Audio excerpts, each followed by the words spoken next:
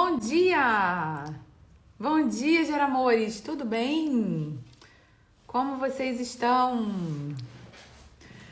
Bom dia, bom dia! Essa é a nossa primeira live de aquecimento para imersão Desconectados. Eu gostaria que vocês me dissessem aqui quem é novo. Quem é novo aqui no perfil? Quem está me seguindo desde que eu comecei a anunciar a imersão Desconectados? Só para eu saber quem é a galera aqui nova que não tá acostumado com as minhas lives. Só que essa live é uma live especial que eu vou fazer com a Maíra, do Canto Maternar. Ei, Ma, tudo bem? Deixa eu ver se eu te chamo aqui. Até. Ah, tem muita gente nova. Bom dia, sejam muito bem-vindas. Muito bem-vindas. Ei, Oi, Ma, tudo bom, querida? tudo bem? Deixa eu ver se não tá nada errado. Ui, peraí. Voltou? Pra mim Voltou. tá ok. Ai, beleza. Não, é que eu tava botando no, naquele não molestar, como é que chama? Não incomodar, não sei como é que é em português. Ah, o do aviãozinho? Não, Não. não botei no aviãozinho, não, botei na lua, de dormir. Ah, não sei Porque qual que é o babado da lua. Eu sempre põe um aviãozinho. Não pus porque não chegou o pacote da Amazon, tô com medo. sem problema. Se chegar o pacote da Amazon, você atende, não tem problema nenhum. Gente, sejam muito bem-vindos. Essa é a primeira live de aquecimento para imersão Desconectados, que começa essa quinta-feira. Eu já vi que tem uma galera nova aí que está me seguindo há pouquíssimo tempo. E eu chamei a Maíra, que é uma amiga querida, né, que o Instagram me deu. É A muito gente legal. já se conhece há mais de 3 anos, né? Desde o dia que eu escrevi para ela e resolvi superar os meus medos, medo da rejeição. A gente vai esperando. Hoje em dia a gente fala assim, nossa, que bobagem, né? Já vai melhorando. Exatamente, mas eu escrevi com cagaço, sempre falo isso, né? Sim, vai ser Enfim, uma delícia. a gente se encontrou e assim, a amizade nasceu, surgiu. E a gente já fez várias lives, a gente adora fazer lives juntas. E a gente quis trazer esse tema da dependência emocional, né? Que cuidados a gente tem que ter para não gerar aí dependência emocional com os nossos filhos, porque é um tema que nós duas gostamos muito, a gente trabalha muito com isso nos nossos processos, né, de, enfim, que a gente nas nossas mentorias individuais e nos nossos mentorias em curso e tudo mais. Mas se apresenta aí, vai que tem alguém que não te conhece, né? Tá bom, eu tô vendo que tem vários seguidores. A Lília tá aí. Muito legal, tudo bom? A Lília tá na Austrália, então o horário dela é igual ao do meu irmão. Ah, É, sim. bom, para quem não me conhece, eu sou a Maíra, a Camila também.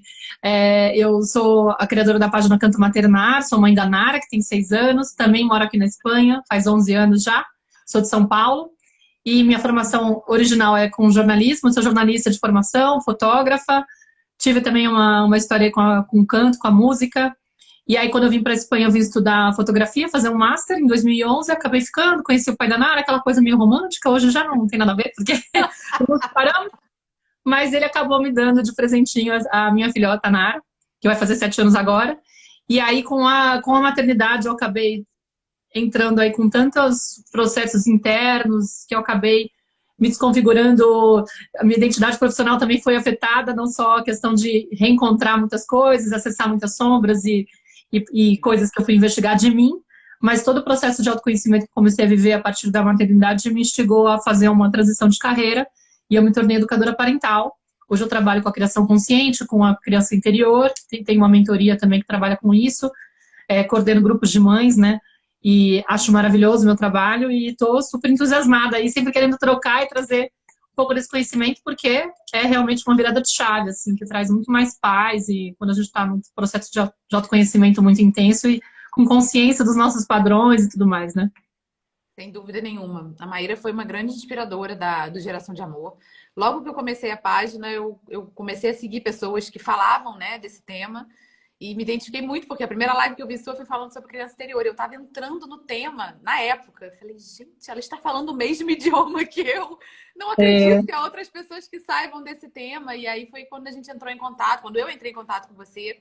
E te agradeço muito, de verdade, por você estar aqui hoje. Obrigada, é uma honra receber você aqui no perfil. E a gente vai falar, gente, sobre que cuidados a gente tem que ter para a gente não criar dependência emocional com os nossos filhos, porque é algo quase impossível, eu diria.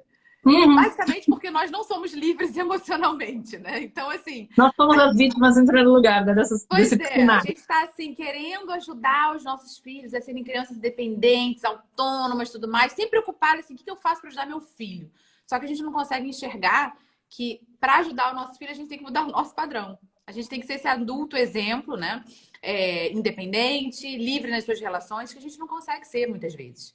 Então, assim, vamos entrando no tema. As nossas lives são todas de conversa e a gente vai discorrendo sobre o tema.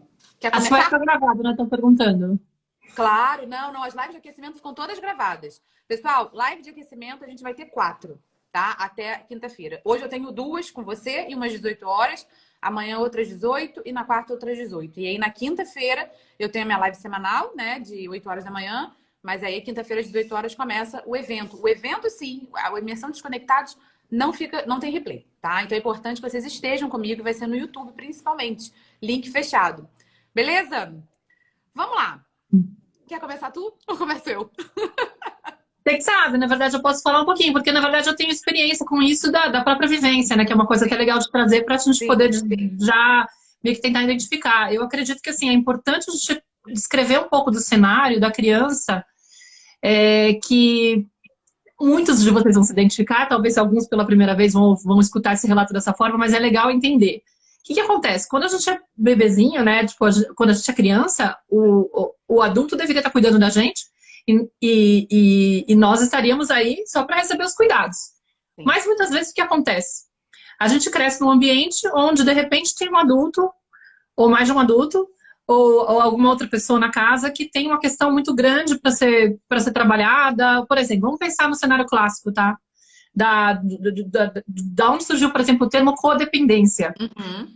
Um pai que é alcoólatra, né? Numa casa, que a criança cresce num ambiente onde tem um pai alcoólatra.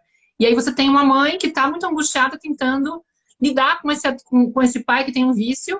E uma criança que assiste essa cena e fala, uau, nossa, coitada da minha mãe, precisa de ajuda para poder conter essa pessoa. E, meu Deus do céu, esse cara, ele está completamente fora de si e eu preciso fazer alguma coisa para conter ele também.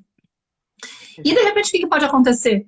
Dessa criança ficar com uma angústia tão grande de preservar o bem-estar dos pais, que ela começa a se distanciar do próprio sentir e da conexão que ela tem, que é inata, né? Que quando ela nasce, ela tá super lá, conectada com as próprias necessidades. De repente, ela fala assim, eu não posso ser uma coisa a mais para minha mãe se preocupar. Um peso, exato.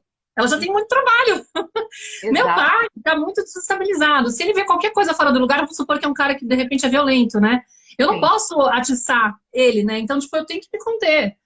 Ou seja, essa criança não só pode começar a desenvolver, né, uma forma dela não expressar as próprias necessidades, então ela para de pedir cuidado, como também ela pode, inclusive, entrar numa postura de tentar resolver o problema dos pais. E aí ela entra numa postura de salvadora, Salvador. que é um personagem clássico da codependência, onde ela está mais preocupada com o cuidar deles do que receber cuidado. Ela já não sabe mais o que é isso. E aí, claro, quando ela vai desenvolvendo isso, ao longo dos anos, ela vai meio que se reconhecendo nesse papel da pessoa que está sempre disponível, que é muito responsável, que é muito independente, que não dá trabalho. Olha só, o discurso materno aí, né? Nossa, que boazinha. Ela é colaboradora. Tipo, nunca parece que sabe o lugar que tem. A casa tão estressada, tão tipo, já tá tão tensa que ela não faz nada. Ela colabora, né? A criança colabora. Colabora, exatamente. E ela se reconhece, mas não só se reconhece como começa a viver esse personagem, como aquela sensação de estar sempre disponível. E ela acaba desenvolvendo, sim, uma habilidade de repente, fazer muitas coisas, mas obviamente que ela nunca vai conseguir resolver a questão desses adultos, mas ela vai ficar com uma questão constante de estar sempre olhando para o outro, muito empática, muito prestativa e se sentindo bem com esse papel. A ponto, inclusive, de na vida adulta não conseguir largar esse papel e isso se tornar até um vício. Tipo assim, esse é só um resuminho básico de uma coisa que acho que é muito importante da gente conhecer para poder... Primeiro passo da consciência, né? Exatamente. Isso que a Maíra tá falando, né? Desenhando esse cenário aí de infância, pais, quando a gente cresce num cenário assim, de pais muito conectados com as próprias dores, né? Uma mãe sofredora, uma mãe que tem, né, um marido aí alcoólatra, drogado, viciado em alguma coisa, né? Ou depressiva, porque não precisa ter o cara, não precisa ter o cara mal, né? Ela pode estar com a questão ela. Exatamente, um doente crônico dentro de casa. esses adultos conectados com as próprias dores, eles não têm a menor capacidade de enxergar a criança e se conectar com as necessidades dessa criança. Porque eles ainda ali, e de forma muito inconsciente, inclusive com essas doenças, né? Com os vícios, eles estão buscando atenção. Eles estão buscando amor que eles não receberam na sua infância. Só que eles acabam projetando, né, não se fazem adultos, né, o suficientemente responsáveis para assumir as suas dores e projetam essa necessidade de atenção e de amor nos filhos. E é aí que a gente entra no abuso emocional, né? A gente inverte aí os papéis. Porque a criança que está nessa etapa de receber acaba tendo que dar. E o dar faz ela não se nutrir. E ela vai crescer completamente vazia emocionalmente. Por isso, quando a gente é essa criança e às vezes se torna mãe ou pai, a gente não sabe de onde tirar, né, para conseguir atender as demandas da criança. A gente se desconecta daquilo, aquilo sufoca, angustia, né? Eu já ouvi relatos de pessoas assim, que meu filho começa a chorar, eu tenho vontade de me jogar pela janela. Eu não aguento, eu não sustento aquele choro. Porque essa criança não teve essa atenção, ela não foi nutrida no momento de ser nutrida para agora poder estar nutrida para nutrir o outro, né?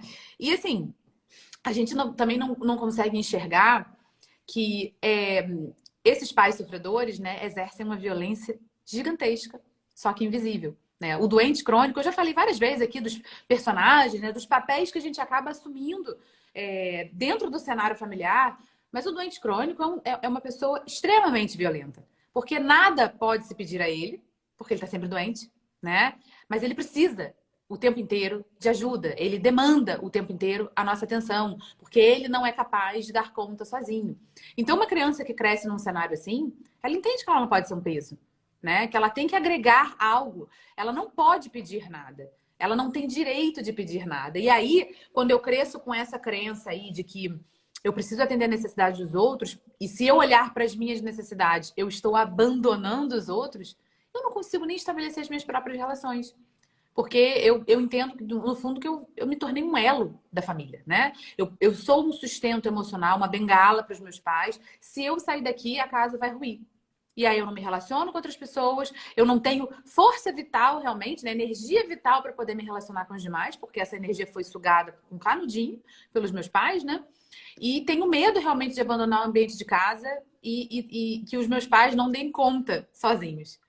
E a gente inverte aí os papéis pro resto da vida. Quantos adultos aí com 50 anos não estão dentro da casa dos pais ainda? Não, total. Esse de seguir, né? Ou que ficam achando que...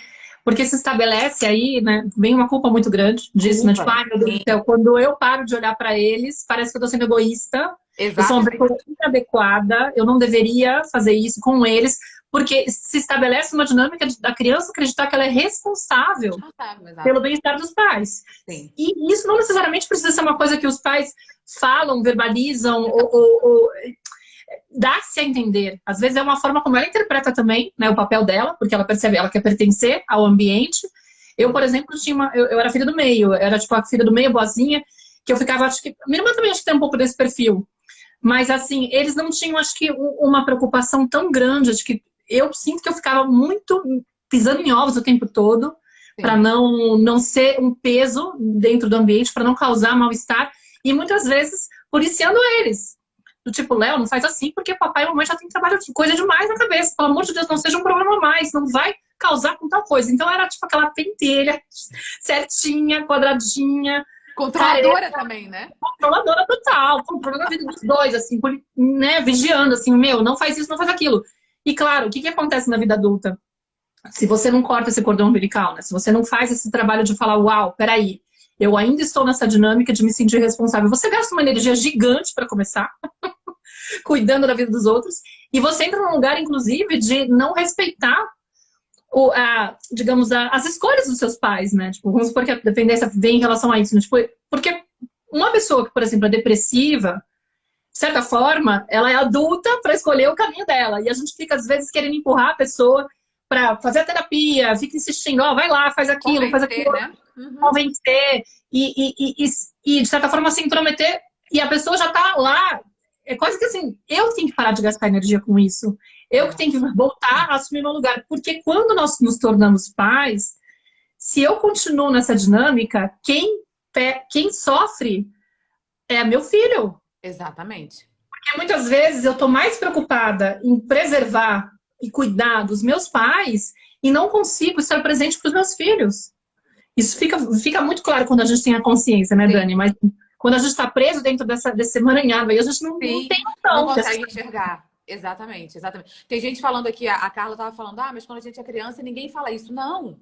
Esses adultos não têm essa consciência, mas vocês são adultos e têm a oportunidade aqui de ter acesso a essa informação.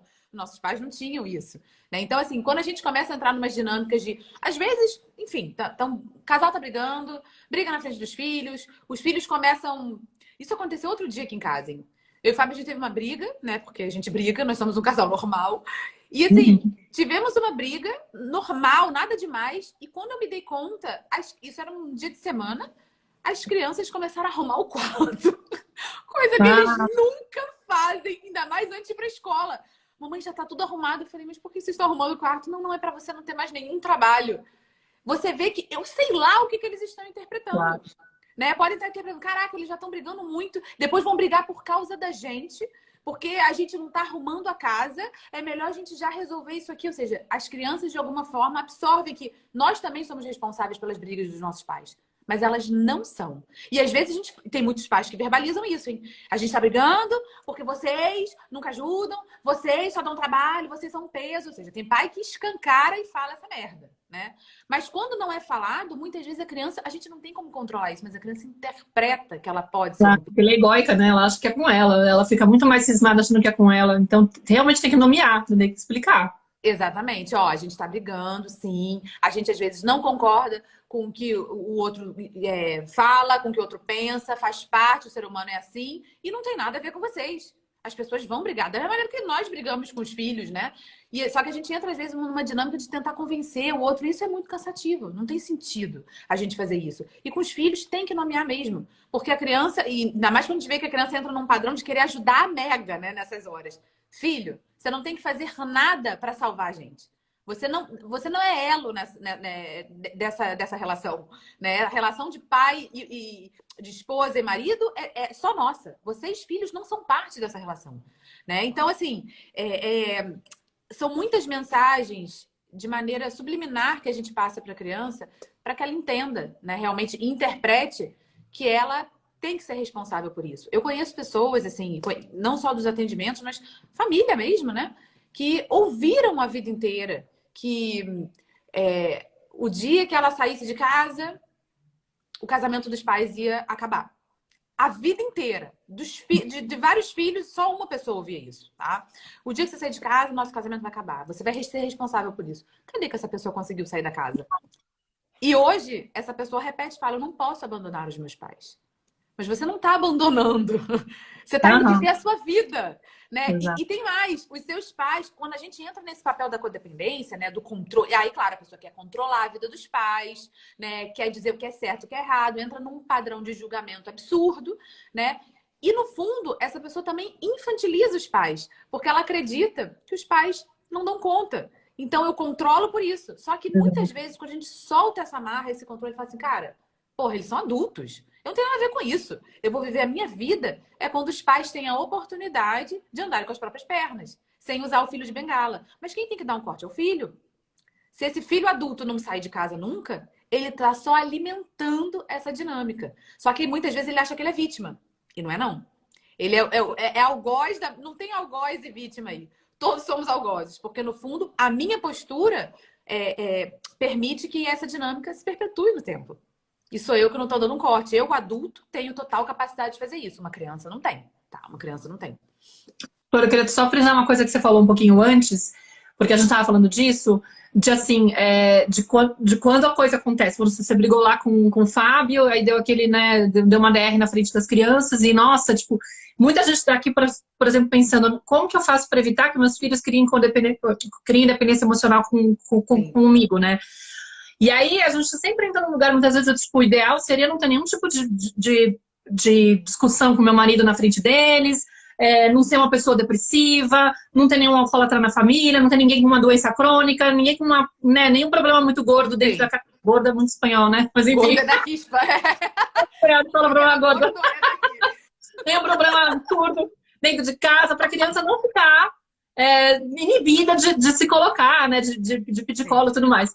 Mas, assim, meu, fundamental a gente tirar da cabeça essa ideia de que a gente tem que ser o pai ideal, Ah, sim, que não briga, presente, que que não nunca vai chora. nunca vai ter um ataque, nunca vai ter um surto, nunca vai ter uma discussão na frente do bar. Não tô falando que é pra gente fazer isso de boa, entendeu? Não é pra soltar e deixar solto. Mas o importante é, quando nós somos pais conscientes, a ideia não é encontrar um modelo perfeito de ficar o tempo todo sabendo lidar com tudo e ser elevado o tempo todo. Não, a ideia é que quando a parada acontece, quando sai do controle, quando você perde a cabeça, quando você, de repente, vai e fala uma coisa tóxica pro seu filho, quando você, de repente, usa alguma dessas coisas, você se dá conta e você repara, você nomeia, você acompanha, entendeu? Você não é fazer tudo certinho, mas Claro. uma vez que... Por que acontecia com nossos pais? Eles faziam essas coisas, mas eles não tinham consciência.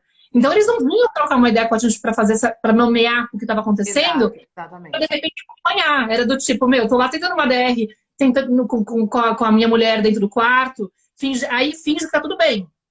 Só que a criança pesca, peraí, tem uma coisa. Porque em casa não era uma coisa explícita, era uma coisa velada, era um problema de grana, entendeu? Tipo, Sim, você fica. Tem alguma parada aí que tá pressionando meus pais. Mas eles sim. tentavam passar uma imagem que tava tudo ok. Então, dentro, internamente, eu tava desorganizada, sem entender o que estava acontecendo e apreensiva, porque eu sabia que, tipo, tinha alguma coisa esquisita no ar, eles não estavam bem, e será que eu tô colaborando para isso? Entendeu? O que Exato. que eu posso fazer para evitar? Então, tipo, pensa a atenção da criança o tempo todo com aquilo na cabeça, uma caraminhola de que algo tá errado, eles ficam fingindo que não tá, e eu preciso Sim, fazer alguma coisa. sim. Porque ou eu tenho participação ou eu posso colaborar para ajudar, entendeu? Então, é desgracento o lugar. Tá? É Exato. esse o problema, quando a criança fica perdida. Então, se a gente tem essa consciência, essa postura madura de, ó, então, meu amor, papai e mamãe me ligaram na frente de você, né? Não é legal quando isso acontece, mas a gente é adulto, às vezes a gente entra em conflito, igual você com teu irmão, né? Igual você com a tua menina, né? Tipo, porque nós somos humanos. Então não Sim. é tirar, desumanizar a gente e falar, vamos ser tudo robozinho, perfeitinho, que não traz nenhum estresse para as crianças. Não. A diferença é, Exatamente. É que é um erro. No fim das contas, as pessoas acabam entendendo né? isso. Né? Quando entra na questão da educação consciente, muita gente fala, ah, não posso brigar na frente dos meus filhos. Gente, uma coisa não tem nada a ver com a outra. Às vezes é melhor ter uma briga e soltar a raiva de uma vez só do que ficar guardando ressentimento e inundando o ambiente emocional da casa com essa raiva que os adultos não estão se fazendo responsáveis por ela, né? Então, assim, a criança, quando vive num ambiente carregado de raiva, mas que não é manifestado pelos adultos, ela manifesta essa raiva. Exatamente, ela vai trazer. Ela fica agressiva, ela começa a bater, ela começa a dar ataque. Aí os adultos fazem o quê? Mais uma vez, falta de autorresponsabilidade. E meu filho é raivoso. Peraí, deixa eu fazer alguma coisa nele, para ver se ele aprende a gerenciar a raiva dele. Só que essa raiva, essa criança tá, ó, sugando do ambiente da casa, no qual os pais simplesmente não param e conversam realmente sobre aquilo. É melhor, às vezes, ter uma briga, né? É como se queimasse, né? Entrasse em combustão já a raiva, e aí isso não intoxica o ambiente da casa. Eu queria dar uma olhada aqui, porque nas lives de aquecimento eu gosto bastante de Tá, se compartilhar. quiser até trago uma que eu vi que eu achei que pode ser interessante, se quiser Fala, comentar. Foi a pode Carla que falar. falou, ela perguntou, porque ela viu meu exemplo, que ela Sim, falou que acho que o filho, ou agora eu não sei qual que é, tá? Porque foi lá atrás. Mas um dos dois, dos irmãos, fica corrigindo o outro para poder, tipo, acho que não dá trabalho. Como que ela faz para poder ajudar essa criança a não entrar nesse lugar de ficar corrigindo o irmão, entendeu? Ou a irmã, agora que perdi. Teria que olhar, mas a Carla Cris Faria, é isso? eu acho que foi a Carla, não foi, Eu tinha, Carla? eu tinha visto vários comentários dela, mas. Pois é, e Eu isso. posso dizer para ele, ó, é ele, ó. Quer ver, ó?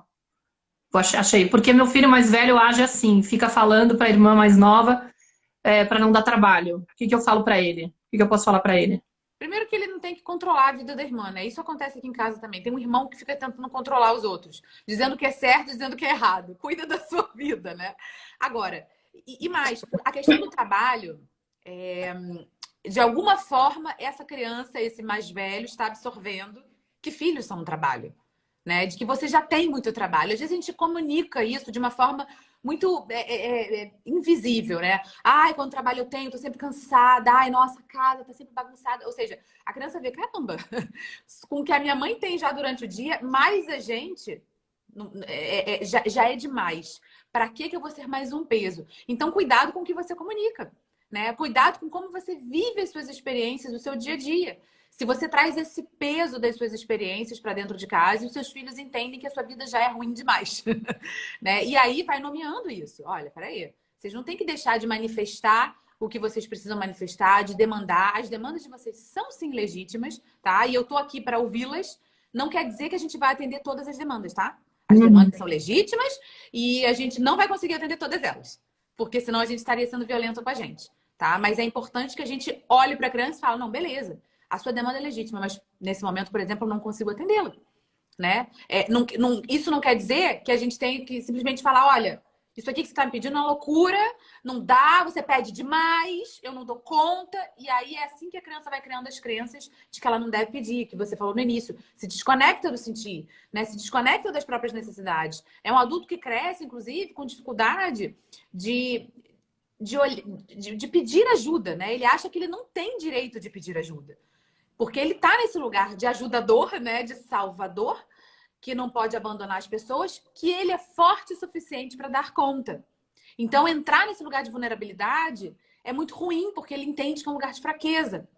E que não deve entrar aí, não se deve entrar aí, ele dá conta. Só que aquela pessoa, muitas vezes, que até entra, né, no burnout e tudo mais, que ultrapassa os próprios limites, né, não sabe lidar com isso, faz tudo pelos outros, inclusive no trabalho, e aí quando vai ver, tá doente. Porque o corpo manifestou de muitas formas até a pessoa não enxergar. Aí o corpo vai para, a pessoa paralisa com burnout. E aí qual é o grande problema? Que a nossa sociedade é uma sociedade que adora anestesiar sintoma.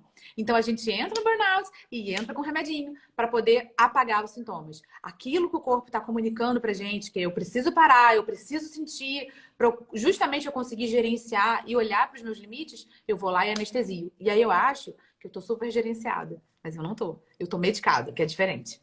Mas anestesiada, eu acho que tem um ponto que é legal também falar, que eu trabalho muito com essa questão, Carla, porque às vezes, assim, uma coisa é você orientar a criança, né? Falar, seria importante você cuidar mais da sua vida, não se intrometer tanto na coisa da tua irmã, mas, pra mim, sempre que a minha filha tá com um comportamento que tá me chamando a atenção, que tá me incomodando e tal, eu sempre faço um trabalho de autoobservação. Peraí. Será que, de certa forma, eu posso estar influenciando minha filha, inspirando minha filha a agir dessa forma? Uhum. Será que eu também tenho mania de me meter na vida dos outros? Será que eu tento controlar a vida dos outros? Será que, sei lá, com o meu pai, ou com o meu marido, ou com o pai da criança, sei lá, com as crianças, eu tô fazendo dessa forma? Porque aí a gente tem que entrar num lugar muito humilde de também assumir que o babado é difícil para todo mundo. Todos se inspirando nos modelos do que a gente está vendo, entendeu? Não é simplesmente a mãe falar, faz assim, faz assado, mas peraí, como é que eu estou agindo na vida? Porque é um convite para eu me observar. Não é à toa, a criança ela aprende por imitação, então ela observa, de repente, você agindo de uma forma controladora com a vida dos outros, se intrometendo, de repente lá, no telefone, conversando com a mãe, vai fazer terapia, pô, você tá passando mal. Como assim? Não, você tem que fazer isso, porque senão vai ficar louco, o papai tá cansado já de lidar com isso, vamos supor, né? Tô inventando aqui uma história. Sim. A criança está observando. Ela sabe que você tem essa postura, então não, fica incoerente, para ela não faz sentido. Você pode falar o que você quiser, mas não vai ressoar nela, não vai entrar, porque ela não está vendo você agir dessa forma. E é muito mais fácil ela se influenciar pela sua atitude, sua forma de agir no mundo. Modelo, sim. Então é bem interessante você fazer esse trabalho assim de, opa, será que tem alguma coisa minha aí? Aí você assume, se você detectar alguma correspondência, aí você tem que fazer o papel de assumir a responsabilidade de trabalhar isso em você. Exato. Ao invés de ficar querendo que ele consiga resolver essa parada e saber lidar com isso sem ficar se metendo na vida da irmã, entendeu? Tipo, agora eu confundi. Eu não anotei, você falou, né? É o filho que não na vida da irmã, entendeu? Mas e aí? E se você vir a dificuldade dele, você fala, poxa, realmente, eu entendo, é difícil mesmo, eu também faço a mesma coisa, filho, eu também tenho essa mania. E isso que é lindo também, porque é um encontro de duas pessoas, duas almas que estão, tipo, também estamos aqui para aprender, entendeu? Assim como para você é complicado segurar a onda e não entrar nesse lugar de controlar a tua irmã, poxa, eu assumo, filho, eu também tenho essa dificuldade, tô ligado que e a gente tá aqui para aprender juntos, vamos lá, vamos tentar. Se for o caso, vamos brincar. Você me dá um toque se eu estiver entrando nessa paranoia de encher o saco da vovó? Vou fazer a mesma coisa com você, com a tua irmã, entendeu? Pronto. Tira o peso. Manja. Faz todo sentido isso que você está falando. as atitudes dos nossos filhos vão espelhar as nossas atitudes o tempo inteiro, né? Até a última imersão que eu fiz foi meu filho, meu espelho. A gente tá o tempo inteiro olhando para fora, achando que o problema tá no outro, né? Só que a gente não entende, muitas vezes, que o outro é um espelho meu. Que pro meu inconsciente o outro não existe, que eu tô diante de mim mesma. Então, o que eu tô vendo no outro, que eu vejo que é algo incômodo, né? Tipo isso. Ai, meu filho tá sempre controlando a irmã, né? Isso provavelmente é algo que eu faço, que eu tenho internamente, uma postura muito normal minha, mas que ou eu normalizei, ou eu neguei, eu rejeitei, tá na sombra, eu não enxergo, não reconheço em mim esse padrão, mas eu vejo claramente no outro e me incomodo. Então, esse convite que você está falando, a gente olha para isso e fala: caraca, eu faço isso aqui o tempo inteiro. Né? Com a minha irmã, de repente, com os meus pais, estou sempre dando pitaco na vida dos outros, falando com meu marido e tudo mais. E a criança acaba entrando nessa de, pô, beleza, é assim que se faz, né? A gente tem que ficar dando pitaco e dizendo o que o outro tem que fazer, eu vou fazer igual. É isso mesmo. Essa questão do espelho é muito importante. Toda vez que a gente olha para um comportamento do nosso filho, para um padrão de conduta que a gente se incomoda, filho qualquer um, né? Qualquer um. Olhe para si. Exato. É que com o filho toca muito, né? Porque a gente vê uma miniatura e a gente quer controlar, a gente quer trazer para o mundo uma versão melhorada de nós. E aí é uma oportunidade também, né, Flor? Eu sempre falo, porque fica nessa angústia. Tipo, meu Deus, por exemplo, eu vou lá e falo assim: caramba, eu cresci uma criança codependente, eu virei um adulto codependente, eu tenho as sequelas disso, eu sofro com isso, eu tenho que lidar com isso, é um eterno orar e vigiar. Ai, eu não quero que isso aconteça com a minha filha. Só que, tipo, quando a gente olha dessa forma um pouco mais leve, aceitando que, cara, eu tenho esse traço, eu vou ter que sim observar isso sempre. E minha filha vai receber influência disso sim. Não tem como eu me curar, né, de mim, eu apagar essa parte da minha história, tirar esse registro, ficar totalmente livre e não passar nada para minha filha. Eu tiro esse peso e eu falo assim: olha, ela tá com um tracinho de codependência, tadinha, tá lá tentando cuidar da mamãe. Como que não? Filha de peixe, peixe de mãe, não tem como eu evitar. Então, tipo, eu observo, eu fico moderando, tipo, lógico que eu vou trabalhar essa questão, mas se eu vou num processo de, ao invés de achar que a solução é curar e tirar de mim, aí eu entro num processo de me rejeitar, de não me aceitar, eu fico lá brigando contra a minha natureza. Se eu aceito a parte ferida que eu tenho e falo: beleza, é isso que eu tenho. Não só tenho, como tenho que trabalhar, tenho que orar e vigiar, beleza, estou lá, pendente e tal. Só que quando a minha filha manifesta, eu não acho que é o fim do mundo. Eu acho que, tipo, beleza, a gente tá nessa. Eu tô integrando isso em mim. Eu já não faço um trabalho de olhar para isso com medo, assustado e querendo: ai, meu Deus, eu não acredito. Não. Estamos aí. A bronca era as duas. Você não veio pra cá à toa, amiga. Você veio pra minha casa porque você quis. É isso mesmo. Agora aguente babado. A gente tem os pais que a gente precisa para evoluir, né? Exatamente. Por isso que não dá pra gente ficar brigando: porque eu queria que minha mãe fosse isso, minha mãe fosse aquilo. Isso é controle e continuamos na expectativa de que os nossos pais mudem, né? Sem sentido. A gente tem os pais que a gente precisa, todo o combustível aí, todas essas experiências dolorosas, né? Da nossa criança e tal, elas podem servir de combustível pra gente evoluir. Só que a gente muitas vezes fica preso, né? Vira vítima mesmo, preso da vitimização. Porque a minha infância foi isso, a minha infância foi aquilo. Cara, é óbvio que a gente tem contato com muitas infâncias dolorosíssimas, né? Histórias, assim, de arrancar lágrimas, de você falar: caraca, eu preciso me concentrar aqui para falar algo para essa pessoa, né? Quando a pessoa tá discorrendo ali tudo que aconteceu. Só que a gente tem que tomar cuidado. É importante nomear tudo isso, né? Para que a pessoa dê voz a essa criança que não teve voz, normalmente não tem voz, né? Mas a gente não pode ficar preso aí. Porque se a gente ficar preso aí, a gente não evolui. A gente entra naquele padrão de vitimização, de se sentir vítima das circunstâncias. E se as circunstâncias não mudarem, a minha vida não vai mudar, né? E não é nada de fora que tem que mudar. A gente muda internamente. Isso que você estava falando até da codependência, né? Quando a gente vem de um cenário familiar assim, problemático e tal, muitas vezes o que a gente traz para a nossa vida adulta, né, é ressoar com pessoas problemáticas, né? Uhum. A gente precisa atrair essas experiências para se dar conta, porque a criança não se dá conta. A criança não tem discernimento para elaborar tudo isso, falar: nossa, olha como é que eu estou aqui codependente dos meus pais. Não. Mas na vida adulta, a gente vai atrair muitos parceiros ou parceiras, né, que tragam problemas pra gente e vão mostrar como a gente entra nesse lugar de cuidador do outro.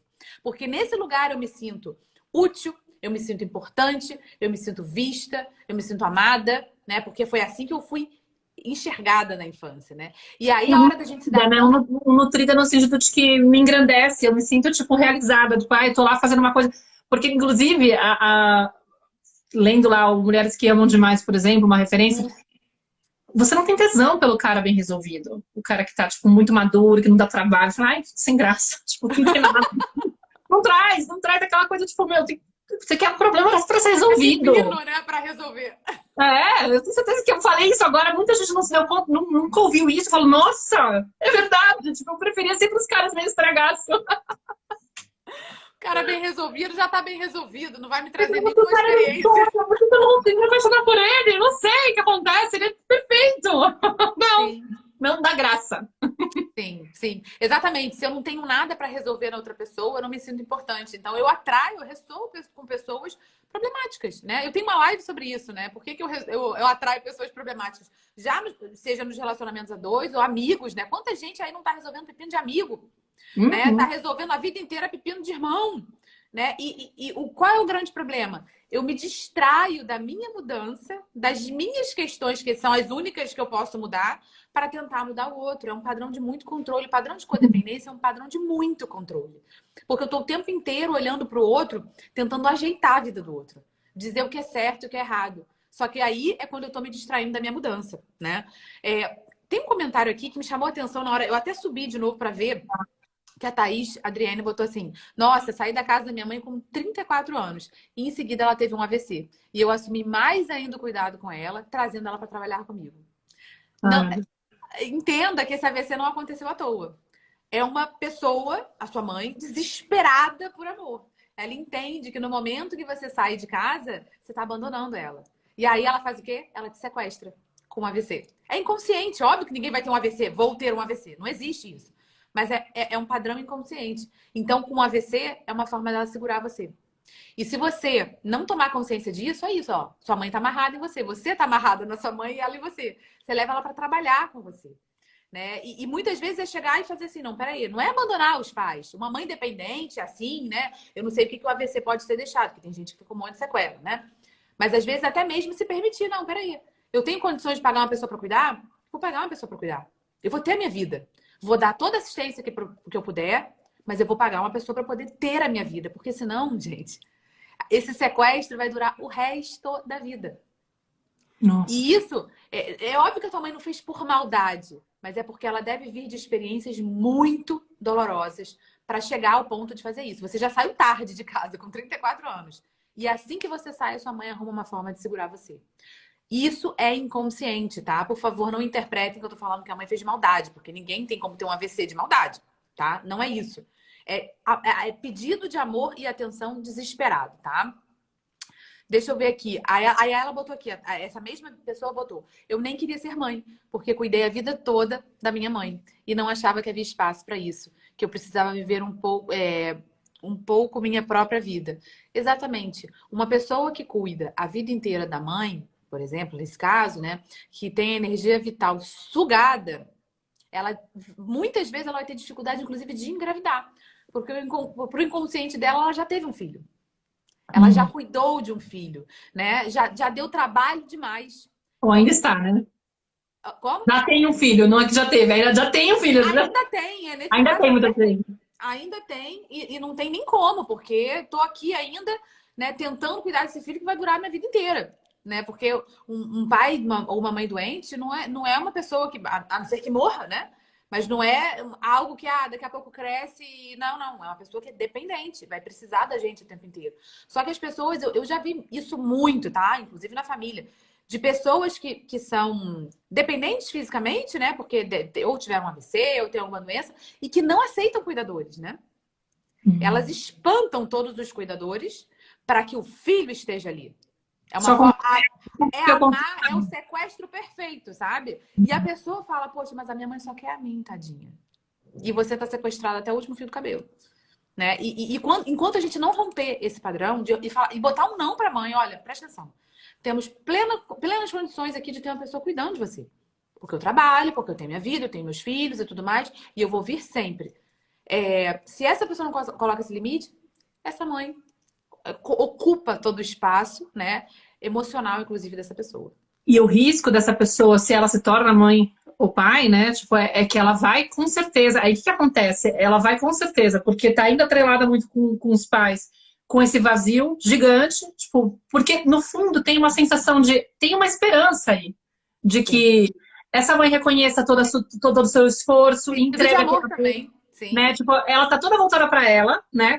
Ela tá, tipo, demandando de você e você tá com aquela lacuna, tipo, meu, tô precisando desse amor. Será que se eu fizer mais esforço, uma hora vai chegar em mim, né? Exatamente. Tem uma esperança muito eterna. E aí ela pode transferir essa necessidade, né, de que a criança, o filho dela, agora, supra esse vazio que ficou, esse buraco emocional que ficou da falta do amor materno. Agora eu quero que meu filho. Então ela pode se dedicar que nem uma louca à maternidade, voltar toda a vida para a maternidade, transformar o filho no grande projeto. E no fundo, essa dedicação que parece ser muito nobre, porque de repente ela abre mão, ela acha lindo, maravilhoso, ai, tão gostoso maternar. Só que tem aí uma sensação de, ó, esse daí vai ser eternamente grato. Sim. Esse daí não vai ficar perto de mim, não. Não, porque ele vai reconhecer todo o meu esforço, todo o meu amor, toda a minha dedicação. Porque é aquilo que você falou no começo, né? É um medo do abandono, né? Um medo de não estar lá com alguém. Então, de repente, criam ela. Então, gente, se vocês se reconhecem, tentem sair do lugar do julgamento da culpa, mas assim, é muito importante ter consciência de que será que eu estou estabelecendo uma dinâmica dessas com meu filho? O que eu posso fazer para não deixar ele nesse lugar? Porque senão ele vai se sentir responsável pelo teu bem-estar. E agora, como adulta, não tem como ser ele a solução disso, entendeu? E isso que é muito importante também entender. Uma vez que eu tenho esse vazio, vamos supor, né? Eu fiquei lá desabastecida, porque minha mãe estava muito voltada nas dores dela e estava me usando para poder criar essa dependência. Cara, não adianta eu buscar em qualquer outra pessoa. Não vai ser o outro que vai resolver esse vazio que eu tenho dentro, entendeu? Não adianta. Então, tipo, não adianta você projetar nos seus relacionamentos, não vai ser o cara que vai te trazer isso de volta, não vai ser tua melhor amiga, não vai ser teu filho, tua filha. Ninguém pode resolver essa dor que você tem desse vazio emocional. A única pessoa que pode fazer isso por você. Nem a tua mãe, nem teu pai. Já foi, já deu. Já a hashtag deu ruim. Eles já mostraram que eles não têm mais pra dar. Já não tem. Só você. É você maternando a tua criança interior, fazendo um trabalho aí de autoeducação, indo para a imersão da Dani, vai lá nos Desconectados, entende passo a passo dela, né? Faz alguma coisa por isso. Mas é você com você mesmo, assumindo a responsabilidade. Eu, como adulto agora, tenho que aprender a suprir esse vazio que está aqui dentro. Para não criar dependência com ninguém. Porque senão, essa criança que nasceu de você pode ficar com essa sensação de que, opa, a mamãe tá muito mal, meu, preciso fazer alguma coisa por ela. É, a gente repete o padrão todo, né? Repete tudo. Eu fico tentando cair pra ele. Racionalmente falando. Exatamente. Isso que você estava falando, né? Da filha que está cuidando aí da mãe, né? E tem uma filha, de repente, ou filhos, né? Essa filha ainda está no lugar de filha, né? Tá vivendo muito o lugar de filha. Ela está desesperada também. A mãe, ao passo que também está buscando amor nessa filha. A filha ainda está buscando aquele amor que ela não recebeu na infância. Fazendo tudo por essa mãe. E o que ela faz? Ela desampara os filhos em casa. Porque ela está muito conectada com a mãe ainda. E aí é isso, né? É a bola de neve que vai passando de geração em geração. Né? Eu tenho que atender a minha mãe, que não pôde me atender na infância porque estava conectado com as próprias dores. Eu continuo nisso buscando amor. Agora, meus filhos eu não consigo atender. Eles entendem que eu já tenho trabalho demais com a vovó. Né? Então, eles começam a me sustentar emocionalmente. Daqui a pouco eu tô mal da cabeça, tô mal da saúde e meus filhos vão fazer isso comigo. Quando eles tiverem... Ou seja, problema transgeracional aí por muitas gerações que a gente... Se ninguém romper esse padrão, né? A gente só vai repetir. A gente não percebe, gente. É uma programação. É uma programação familiar, tá? E essa questão... Fala. Não, eu ia dar um exemplo aqui de uma outra coisa que acontece muito, que é legal para as pessoas identificarem. Será que eu estou nesse lugar? Né? Porque às vezes a gente vai trazendo aqui um monte de coisa que pode ajudar com a tomada de consciência, mas talvez falte um exemplo que é muito clássico. Aquela típica situação onde você está tentando maternar do seu jeito, você está estudando aí a parada da criação consciente, ó, que lindo, maravilhoso. Aí eu vou lá, tipo, acolher o choro da criança na casa da minha mãe. E a minha mãe começa a olhar feio pra mim, tipo, meu, você não vai dar um esculacho nesse moleque? Ele tá, tipo, tem que aprender limite, que é isso? Tá dando escândalo, tá dando motivo por bobagem, tem que aprender que a vida não é assim. Enfim, vem aquela cobrança, aí você, que já tava mais ou menos manjada, que tava pelo menos praticando em casa, sei lá, em outros ambientes, se sente assim super julgada porque você ainda depende muito da aprovação do olhar da tua mãe, entendeu? Tipo, você quer muito essa aprovação, você depende disso. Você tá muito desesperada para que ela fale, meu, que lindo o seu jeito de educar a criança. E aí você corre o risco do quê? clássico, tá, gente? Todo mundo passa por isso, não se sintam mal. De azucrinar com a tua criança, fazer tipo uma abordagem totalmente fora do que você costuma fazer, um pouco mais agressiva, mais autoritária, mas sei lá, mais no estilo da tua mãe, né? Pra poder mostrar pra ela que, ó, ou porque você não consegue se segurar, mas nem às vezes não é nem consciente do tipo, não, eu quero mostrar pra mamãe que eu tô fazendo do jeito que ela gosta. Não, mas você se vê agindo mais parecido com ela, mais distante do que você tem feito, Sim. porque não consegue se segurar. E no fundo é isso que tá aprendendo, assim, a pressão é essa, tipo, meu, emocionalmente existe uma dependência aí forte ainda, entendeu? Exatamente, exatamente. E teve outra questão que você falou, a questão de se relacionar desde os vazios, né? Quando a gente tá, é isso, basicamente o que a gente projeta nas crianças é isso. Eu tô ali conectada com pais problemáticos, tem um vazio emocional que eu vou projetar em todas as minhas relações. Eu vou querer que o meu marido atenda isso, que o meu chefe atenda isso, entenda as minhas questões. Ou seja, eu tô o tempo inteiro buscando que alguém preencha esse buraco. Só que ninguém de fora, e isso é a parte mais difícil, né, Mar? Porque a gente acha Uhum. sempre que, cara, o dia que eu encontrar aquele cara, ele vai me É. fazer feliz. E aí eu vou ser feliz para sempre. Tá, mas aí o dia que o cara for embora, ele leva a tampa dele e aí o buraco tá ali exposto novamente. Porque isso que você estava falando, né, de quem tem que fazer isso por nós, somos nós mesmos, esse é o grande trabalho. Isso é virar Uhum. adulto, isso é crescer, que ninguém Ai, quer, é né? tão gostoso se não precisasse, né? Sair do lugar aí de zoar e não ter tanto poder dizer que se você mudar, vai dar tudo certo. Mas não. Então, exatamente. E são muitos padrões, né? Quando a gente vai vendo, tem muitas programações aqui. Tem gente que vai, por exemplo, não querer se relacionar desde essa dependência emocional, mas da super independência emocional. Só que essa super independência emocional mascara o medo dessa pessoa se entregar verdadeiramente às relações, né? Por conta desses vazios da infância, né? Desse apego inseguro aí que foi formado, né? Tem gente que se relaciona desde a superficialidade.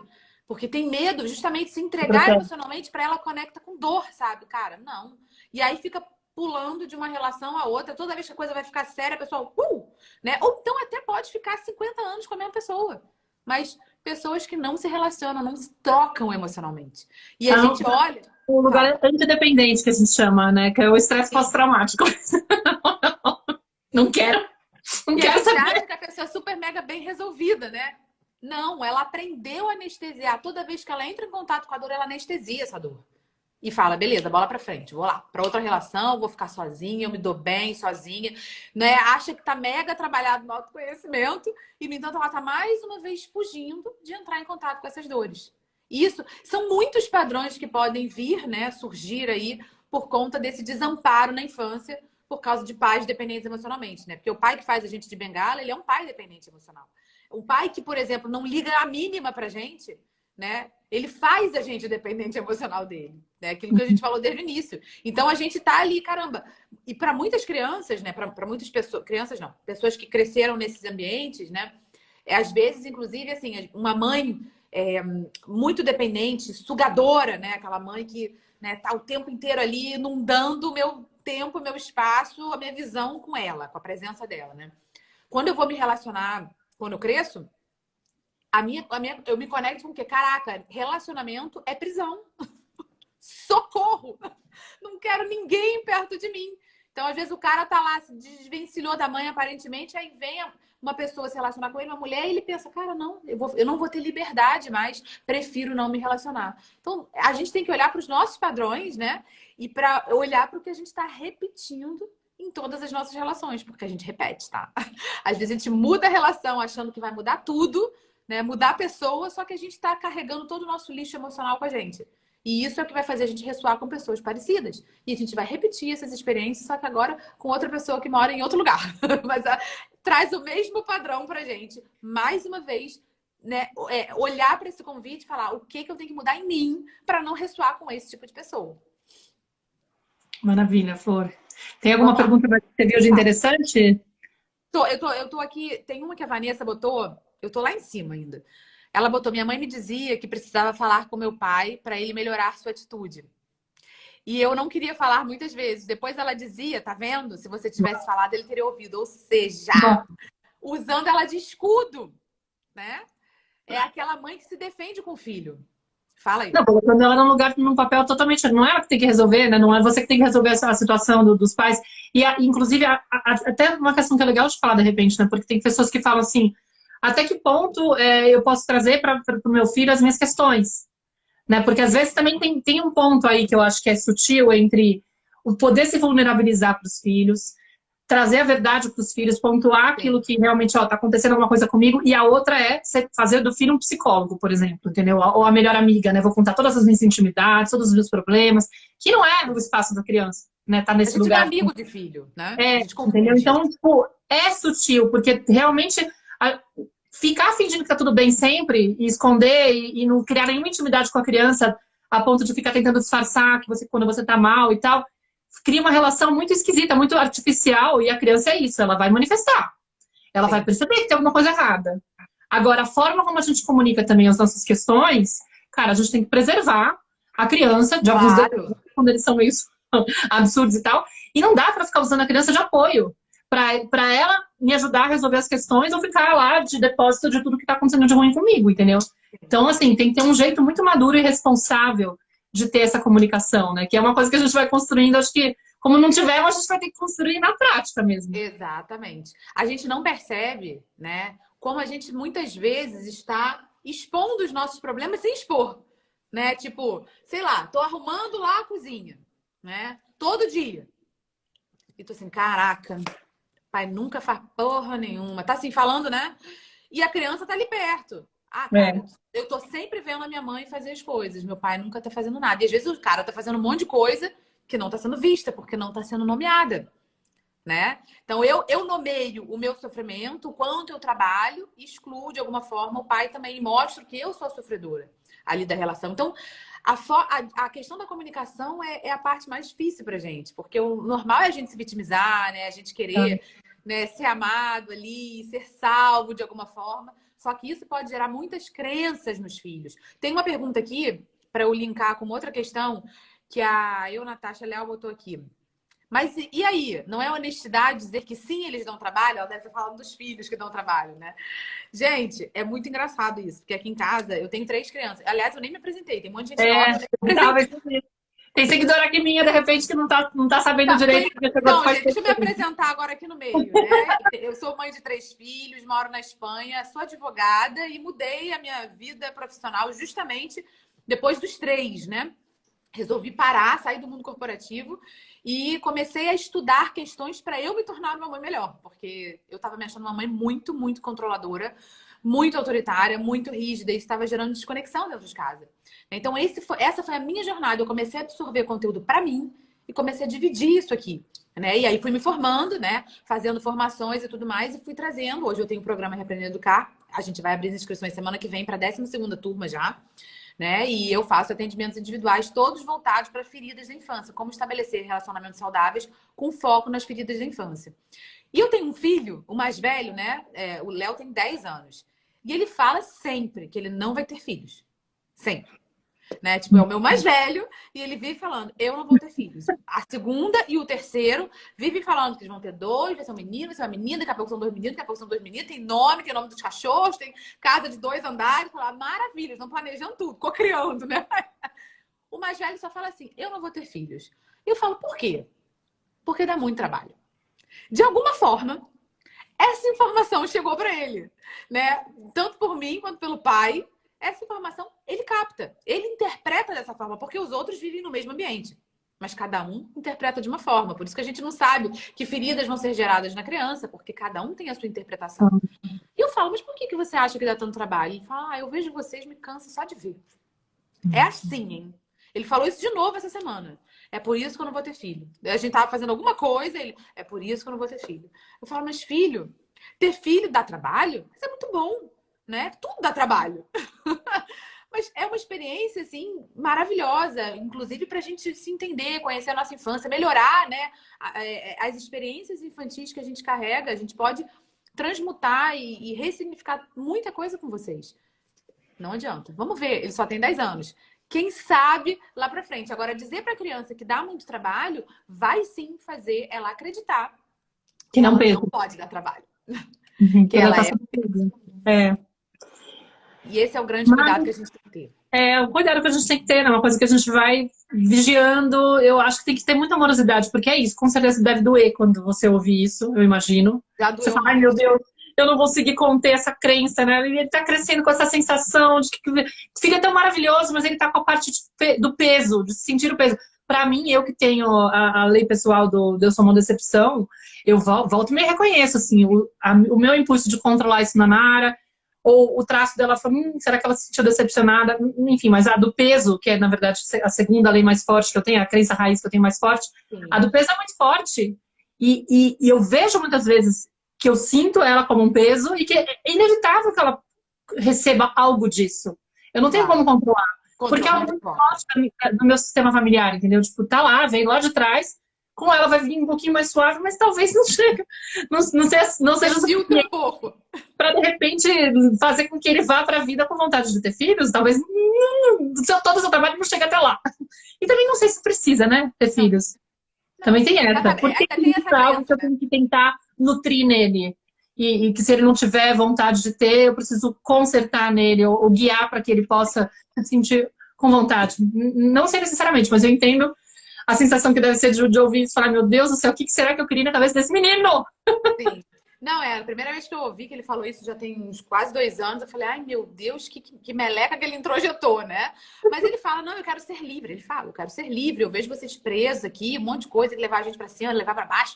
Não, não, não, não, eu quero ser livre, quero ter minha casa e meu cachorro. Eu falo, bom, maravilha, você vai ter que buscar uma pessoa, né? Quando se você quiser se relacionar com alguém, que queira não ter filho, que alinhe com isso, né? Porque não é fácil você encontrar uma pessoa que não queira ter filho. É o natural do ser humano, né? Essa perpetuação da espécie é algo instintivo, a gente tem vontade, né? Tem gente que segura o máximo, chega uma hora que, beleza, vou ter um filho, né? Mas é óbvio que eu falo pra ele, você não é obrigado a ter filho, né? Você faz o que você quiser da sua vida. Mas te digo de verdade que por mais que dê muito trabalho, é algo muito gratificante. É muito trabalho, porque pra mim é o trabalho mais trabalhoso da face da Terra.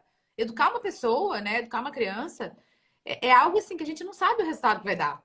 Porque a gente não controla essas interpretações que a criança faz, a gente muitas vezes não se controla, a gente não sabe o quanto a gente está colaborando para o ambiente emocional da casa estar tóxico. Nós somos pais tóxicos, todos nós, tá? Em maior ou menor medida.